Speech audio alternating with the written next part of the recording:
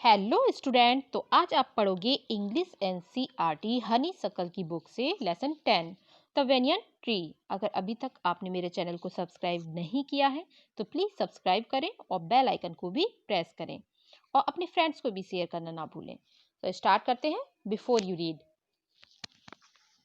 Have you seen a mongoose? You have read in lesson 9 that a mongoose can fight with and kill a snake. क्या आपने कभी mongoose देखा है? आपने जैसा कि लेसन 9 में पढ़ा था कि जो mongoose है वो क्या करता है, फाइट करता है स्नेक के साथ और स्नेक को मार देता है। Look at the picture and read the lines given along with them. अब जो नीचे पिक्चर्स है उसको देखिए और ये जो लाइन है इनको पढ़ो।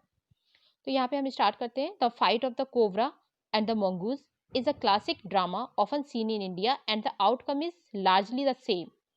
जो सांप होता है और नेवला, मंगूज मीन्स नेवला, उसकी लड़ाई जो होती है वो इंडिया में हमेशा देखे जाने वाले एक क्लासिकल ड्रामा है जिसका आउटकम हमेशा लगभग एक जैसा ही होता है। आउटकम मीन्स होता है रिजल्ट।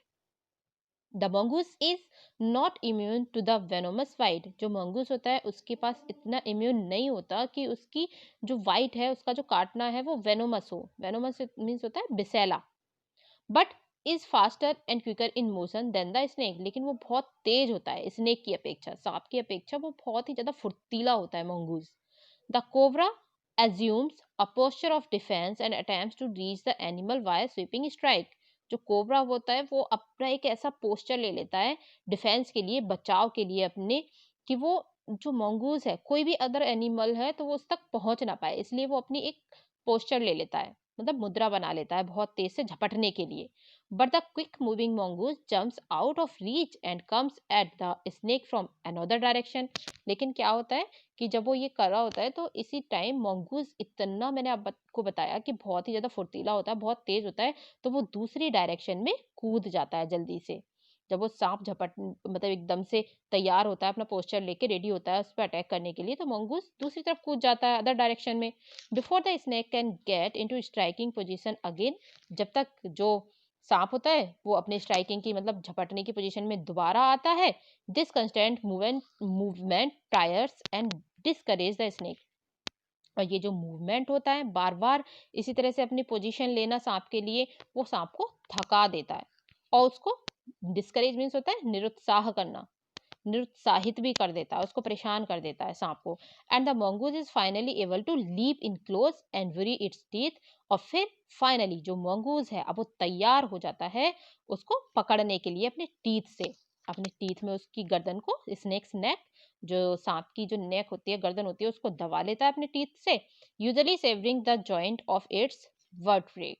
और उससे क्या होता है कि जो सांप होता है, सांप की जो मेरु संधि होती है गर्दन की, उसमें अपने दांतों को जब वो चुबो देता है mongoose, तो उससे जो सांप होता है वो मर जाता है। तो अब स्टार्ट करते हैं। You must have seen a banyan tree. आपने सभी ने, आपने बनियन ट्री तो देखा होगा, जो बरगद का पेड़ होता है, सभी ने देखा होगा usually. This is a story about what the author saw as a young boy when he was sitting in an old banyan tree in his grandfather's house. ये जो स्टोरी है उस घटना पर आधारित है जिसे जो ऑथर है, ऑथर मीन्स लेखक ने अपने बचपन में अपने दादाजी के घर पर एक पुराने बरगद के पेड़ पर बैठकर देखा था। तो हम पार्ट 1 करेंगे इस वीडियो में complete.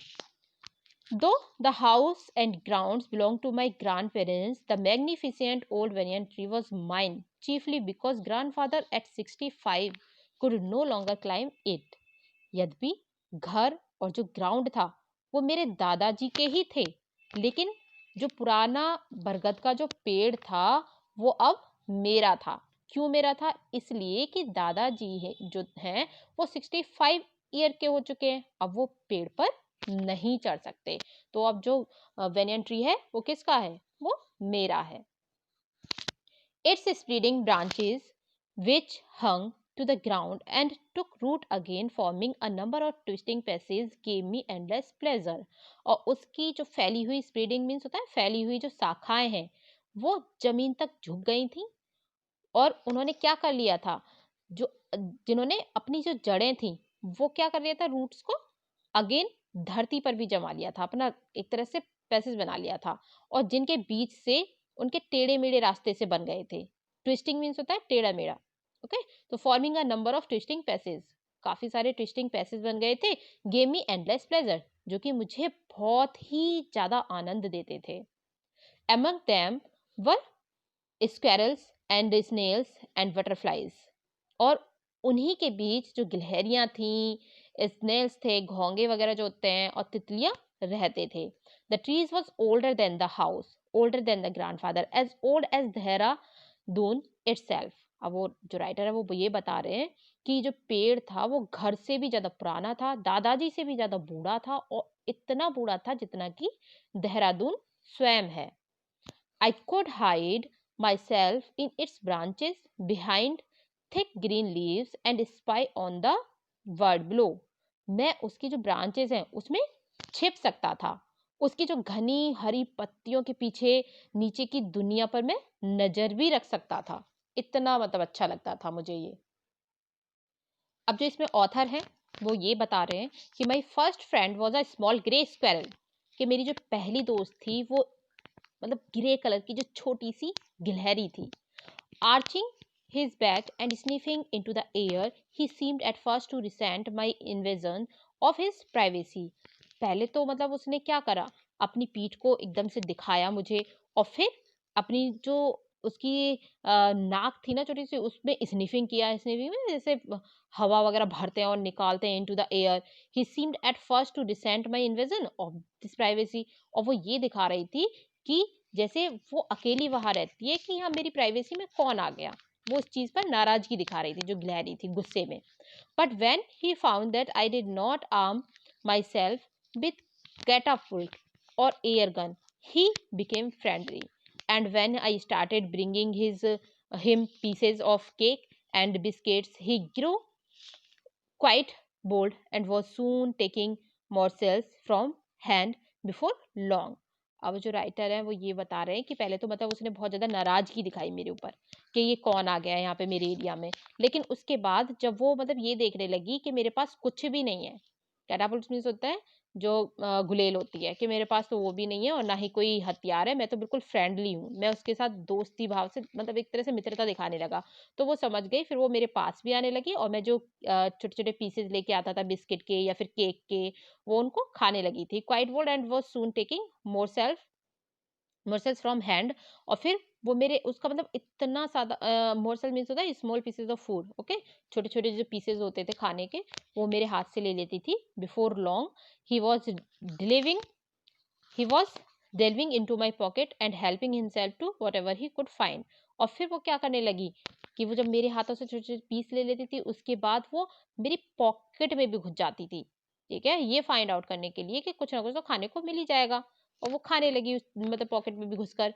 He was a very young squirrel, वो बहुत ही छोटी सी स्क्वेरल थी। And his friend and relatives, जो उसके फ्रेंड और रिलेटिव से probably thought him foolish and headstrong for trusting a human. तो वो उसके बारे में ये सोचते थे कि ये तो पूरी तरह से मतलब उसके जो फ्रेंड्स और रिलेटिव थे वो ये स्क्वेरल के, तो ये सोचते थे कि ये तो बिल्कुल ही फुली मूर्ख है, पूरी तरह से फुलिश है। और ये क्या करती है कि मतलब एक इंसान पर भरोसा कर रही थी जो स्क्वेरल थी, तो वो ये सोचते थे ट्रस्ट कर रही है ह्यूमन पर, इंसान पर, मनुष्य पर भरोसा कर रही थी, इसलिए उसको मूर्ख समझते थे उस स्क्वेरल को। In the spring, when the banyan tree was full of small red figs, birds of all kinds would flock into its branches। बसंत के मौसम में, ठीक है, जब बरगद के छोटे लाल बरगद जो था, बरगद का पेड़ जो था, बेनियन ट्री जो था, वो पूरी तरह से स्मॉल रेड फिग्स, छोटे छोटे रेड कलर के फिग्स से, फलों से लद जाता था। तो क्या होता था कि सारे मतलब जो भी बर्ड्स होती थी, सभी तरह की बर्ड्स उसकी ब्रांचेस पे, पेड़ की ब्रांचेस पे आकर बैठ जाती थी, ठीक है, एकदम से जम जाती थी। जैसे कि ये यहाँ पे बहुत सारी वर्ड्स के नेम देखे, द रेड बॉटम बुलबुल, मतलब बॉटम रेड कलर की बुलबुल थी, वो भी आके बैठ जाती थी। चीयरफुल एंड ग्रीडी पैरॉट, एकदम से खुश, और ग्रीडी मीन्स लालची तोते, मैना और क्रॉज कौआ, ये सब मतलब बैठ जाते थे आकर कहाँ पर, स्क्वेवलिंग विद वन अनदर, और फिर स्क्वेलिंग करते थे। स्क्वेलिंग मीन्स होता है झगड़ा करना, एक दूसरे से आपस में झगड़ते थे। ड्यूरिंग द फिग सीजन, और जब अंजीर का मौसम आता था, the banyan tree was the noisiest place in the garden. तो जो बेनियान ट्री था, जो बरगद का पेड़ था, वो पूरी तरह से नॉइजिएस्ट प्लेस हो जाता था, मतलब इतना शोरगुल होता था उस जगह पर, बहुत ही ज्यादा, बगीचे में शोर ही शोर हो जाता था। Halfway up the tree, I had built a crude platform where I would spend the afternoon when it was not too hot.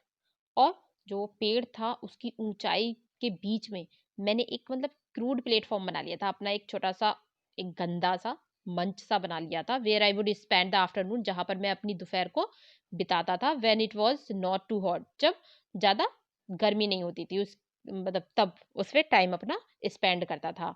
I could read there propping myself up against the tree with a cushion from the living room। और मैंने क्या किया फिर, अपने घर से मतलब एक क्या ले आया, मैं कुशन ले आया, ठीक है, घर से मैं क्या लेके आ गया, कुड रीड मतलब पढ़ने के लिए वहां पर कुशन ले आया, और उसको मैंने कहाँ रख दिया, ट्री पर, पेड़ पर लगा लिया कुशन को, फ्रॉम द लिविंग रूम, जो मैं लिविंग रूम से लेकर आया था। और वहां पर क्या हो रहा था, Treasure Island, Huckleberry Finn and the story of Doctor Dolittle were some of the books that made up my banyan tree library. तो वहां पर एक तरह से उस बेनियन ट्री पर मेरी इतनी सारी बुक्स रखी हुई थी, और उससे ऐसा लगता था कि यहाँ पर ही लाइब्रेरी बन गई हो। When I did not feel like reading, जब मेरी पढ़ने की इच्छा नहीं होती थी, I could look down through the leaves at the world below, तो मैं क्या करता था, पत्तियों के बीच में से नीचे की तरफ पूरी दुनिया देखने लगता था, जैसे कि मुझे पूरी दुनिया दिख रही थी। And on one particular afternoon, लेकिन एक शाम को, मतलब आफ्टरनून को, दोपहर में क्या हुआ, I had a grand stand view of that classic of the Indian Wilde's. एक दोपहर ये हुआ कि मैंने मतलब इंडियन वाइल्ड्स, मतलब कुछ भारतीय जैसे वन होते हैं ना, उसमें से एक नज़ारा देखने को मिलता है जंगलों में, मुझे इस तरह का मुझे नज़ारा देखने को मिला, ठीक है। Grand stand, grand stand means view, a clear view from the best position, तो वो मुझे देखने को मिला। A fight between a mongoose and cobra, जो कि एक नेबले और कोबरा था, नाग, उसकी लड़ाई थी, तो वो नज़ारा मुझे देखने को मिला वहां से। So we have completed first part in this video, second part next video में कंप्लीट करेंगे। If you like this video, share, subscribe, comment and don't forget to press bell icon. Thank you.